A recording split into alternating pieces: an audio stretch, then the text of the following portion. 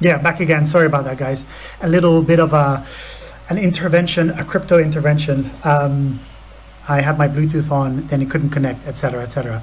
My name is Patrick. I'm the community manager for Gate.io. I am here to answer all your questions, which you can direct at me. I'm getting more and more questions as time goes along. People are reaching out in DMs, which is really nice to see, because they're always open, my DMs. You can reach out, preferably on Twitter, because that's where I'll see it the soonest. And it's the one where I'm, obviously available all the time. I don't sleep, so I'm available 24/7. No, I do sleep, but I don't sleep much. So I'm online a lot. Feel free to reach out if you have any questions, any feedback, or if you want to see coins listed. It's not as if I'm going to push those coins, but if you have any good ideas of what we would suggest, I can redirect you to where you need to be. If you're a project owner or you want your tokens listed, if you need support, I'm there. I'm there for you. So this week, a lot has happened, and specifically revolving around one element of exchange and listings, which is new listings. Lots of new listings. If you are not aware of the DeFi hype which is going on at the moment, you're probably not in crypto, or you're an extreme Bitcoin holder and you're just blind to the fact that a lot is happening. You don't want to acknowledge it. You want to hold on to your precious Bitcoin, and DeFi is a scam, and DeFi is just another shitcoin, and blah blah blah. But none of which is true. There's real value in it. There's a lot of interest, and there's a lot of USDT value being poured into all of these assets. And as with any technology, any innovation, no one foresaw the fact that the Bitcoin paper would be released in 2009, and Bitcoin would stem from it. No one would see back then that now DeFi, decentralized finance, would become such an interesting aspect of having no middleman, anonymous liquidity, and being able to have institutional grade access without all the regulations. Now, that will come in due time, but it's more to show that, however much, if you're against DeFi and you want to call it a shitcoin and a shit space, there's value, and there's a lot of really super interesting projects, amongst which the projects which we have listed. I'll start off by mentioning which we have listed. Some of them through a listing vote, others direct through a single listing vote where the community votes for the coin to be listed if they have enough GT. Another one, a battle between two coins, and then one of them gets listed, and the other one gets listed shortly after, depending on how many votes come in. The first one would be PROXI, which has the credit ticker, the ticker credit. Let me see if I could just take this right here, change my screen a little bit. So PROXI is DeFi. So there will be a lot of buzzwords used, but that's always right in marketing. In marketing, there's always specific kind of language used. So PROXI is DeFi 2.0 for cross-chain derivative issuance and credit lending. They provide the smartest way to invest derivative assets and earn interest with credit-based high-leverage tools through a decentralized secure protocol. So a lot of these coins they overlap in what they perform, but they all work with smart contracts. Most of them work with smart contracts and can be utilized without the call of any middleman, which is really cool. Next one is Sperax, a Silicon Valley-based blockchain company aiming to build a trusted infrastructure for a decentralized economy that may provide far greater efficiency, flexibility, and self-governance than the traditional economic model. Provides a layer of financial services within the public blockchain stack through a native stablecoin and a decentralized financial service providers. So then we had a coin vote between Acropolis and the Force Protocol. C, Acropolis' mission is to give the people the tools to save, grow, and provisioning for the future safely, independent of geographical location. What they do, it's similar to MakerDAO and Compound, a governance token issued for voting for protocol parameters. So they've been listed as well as Force Protocol, which is they're selling themselves based on the fact that they've had investments from 20 well-known institutions, including Alpha Fund Coin, Zomph Capital, Consensus Lab, 8 Decimal Capital. It's a protocol built on a blockchain comprised of a set of DeFi technical components and tokenized protocols. So more or less, more of the same with slight variations of what their value proposition is. What you see is a lot of them have a low supply. So for the majority of, crypto investors and those who are speculating on a very high level, they're just looking at supply, who's behind the teams, what they intend to do. Soon Flamingo's coming out on the Neo network. That'll get a lot of buzz as well. They claim to do something with DeFi too. Da Hongfei is jumping on that boat. So yeah, another one which we have listed through a single listing vote is ChainX, PCX. Let's see. Proof of stake consensus network based on a framework widely referred to as the first chain of substrate. Mainnet went live on May 25th, which is 1.5 years ago. As the first chain of the Polkadot ecosystem, ChainX aims to build an asset gateway for the Polkadot ecosystem. Super interesting about Polkadot because currently there are loads of tickers and tokens about to be released on Polkadot. So if Polkadot can manage to offer a solution to the scalability issue, remain cheap, remain fast, and super duper scalable, then even though they don't have first mover or second mover advantage as Ethereum does, they might do super well. One of the developers or one of the main creators is an ex-Ethereum developer, I believe. So as a whole, the entire space is getting a buzz. So if you're in DeFi, you bought these DeFi coins 6 months ago, you're doing great. If you didn't, you're holding onto a more traditional portfolio, you're still doing great because the whole market is getting a buzz from it. How long? For how long, we have no idea. BTC price at the moment, at this time and day, is 11,500. Goes up and down in the 11k to 12k range. So BTC is chopping sideways and still not breaking through. A lot of the things which happen on a global scale, war in the worst case example, or COVID, as we are currently experiencing, the social unrest in America, all these factors affect the stock market.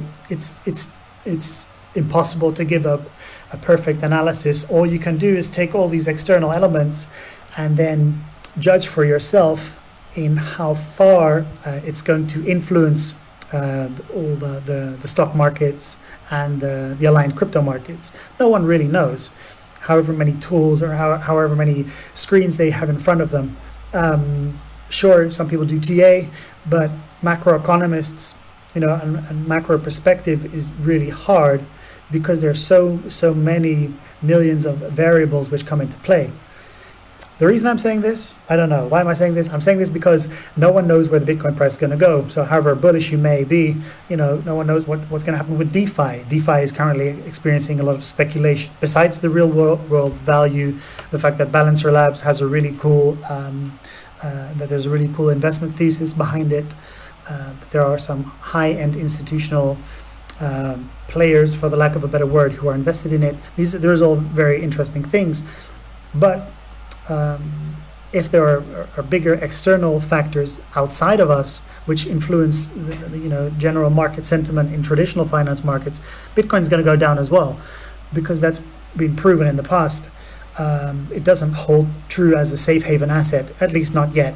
There are reasons to assume that on the long term it will, with levels of inflation being increased deliberately by governments all over the world. And the fact that Bitcoin is per definition a deflationary asset, so that's something to keep in mind. But it will always remain a volatile space. That was a little sidestep into some perspectives, as well as all these new coin listings. We also have really new exciting projects for hold and earn, lock and earn, which are our staking programs. You just purchase the token or deposit the token, and you receive an interest of up to, at the moment, 60% annualized annualized return, but that's over a year, obviously, so that's not a daily return rate, but it's still much higher, much higher than your local bank will ever give you. Truth be told, it's with a very volatile crypto asset, but if that's money you can afford to lose and you don't have to do anything with it, you can just let it be there, and it doesn't matter at all. I'll round up a little bit what other coins we've listed. UMA protocol, Urine Finance, which has gone crazy. Arthur Hayes of BitMEX believes it's going to be 100k. Currently it's around 32k, up from 800, I believe, not very long ago. So that was a very interesting investment. That's a whole nother topic by itself. Sushi Token, Cello, BZRX. And as for our lockup and earn programs, so there's one classic one, which is Quantum, which has been around since 2016, 2017. The first UTXO-based smart contract with a proof-of-stake consensus model compatible with Bitcoin UTXO and the Ethereum virtual machine EVM. They aim to promote the productization of blockchain technology, improve the ease of use of the blockchain industry, building a bridge between blockchain and real business community. So there's, if I head over to gate.io, you can do the same at home, presuming you're behind your laptop, desktop, whatever. Gate.io, click on more, click on lend, click on hold and earn.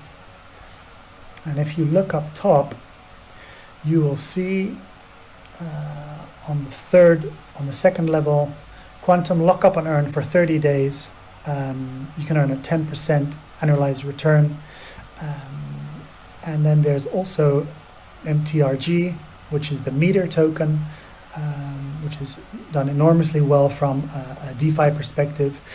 They have a unique hybrid consensus protocol that separates currency creation from record keeping. They leverage proof of work to create a fully decentralized, low volatility cryptocurrency that eliminates counterparty, regulatory, and oracle risks typically found with fiat and crypto collateralized stablecoins. Proof of stake is used to manage the ledger. Validators who hold Meter's governance token MTRG, which is the one you can hold, approve transactions. This hybrid system can process thousands of transactions per second, allowing transactions to reach finality in seconds. Also functions as a layer 2 sidechain for other public blockchains to allow value interaction among different crypto assets. That might be the most interesting coin to pay attention to at this moment in time. Quantum, you need to have a very specific conviction on why it will do well in the real world, as they've been around since 2017 and have a lot of competition at the moment. Let me just check this out. They have a lot of competition at the moment from all the, those new DeFi coins which are being listed. I remember Quantum back in the day probably was around rank 12, got that big hype pump on January 17th, 2018, coming up to 2.5 years ago, reached a price of 93 USD. There were a lot of influencers shilling that coin back in the day from Singapore, I remember specifically.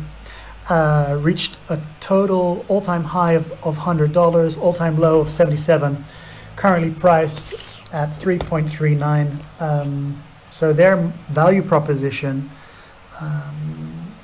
has, it still exists obviously, but it has to do with a lot of competition. If it doesn't get the partnerships it craves with real-world companies to show real-world implementation, your best bet at hold and earn, getting your interest rate and making sure that the coin will stabilize or at least take off in value might be with MTRG. This is by no means advice, but do feel free to check it out. 30% annualized for a lockup of 60 days. Let me see, minimum purchase amount of 50, maximum purchase amount of 10,000 MTRG for some mini shrimp whales. That's a percentage of 0.083% per day. Again, that's a compounding percent over 2 months. Get your calculator and check how much that is. Super interesting stuff which is going on, and a lot is happening in the crypto space. So there's also some news items. I forgot to mention that at the beginning. Obviously, lots of speculation on Ethereum, on but no release date yet on when the upgrade will take place. But everyone is anticipating that it will rise, and simply the fact that there's so much going on in the DeFi space, and you can see how high gas fees are, and it almost serves as an index for crypto.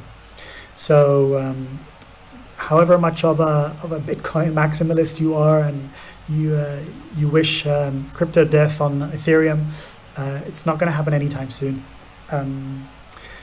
I believe Chris Berniski of Placeholder once released a model where he foresees it's going to rise to 7.5K, and he has some really cool, interesting theories and theses on it, analyses on why it would reach that amount. Previous bull, I believe it went up to previous parabolic move, Ethereum went up to 1.5K. So currently we're at 400. And if Bitcoin, if there's going to be institutional interest, and alongside Paul Tudor Jones, there will be a lot of other traditional hedge funds, VCs willing to invest. That'll bring a lot of liquidity and a lot of capital. And then the main question is, of course, where will it go to? Will it go to BTC? Will it go to ETH? Will it go to DeFi? Or will it go to that special all bag you're holding? Who knows? Only time will tell. All right, this was a supercharged session where VCs willing to invest. That'll bring a lot of liquidity and a lot of capital. And then the main question is, of course, where will it go to? Will it go to BTC? Will it go to ETH? Will it go to DeFi? Or will it go to that special all bag you're holding? Who knows? Only time will tell. All right, this was a supercharged session where talked about all the coins which were listed. Loads of coins have been listed on Gate. A lot of things happening on Gate. If you have any questions, feel free to reach out in my DMs, and I hope everyone has a great week. Take care. Bye.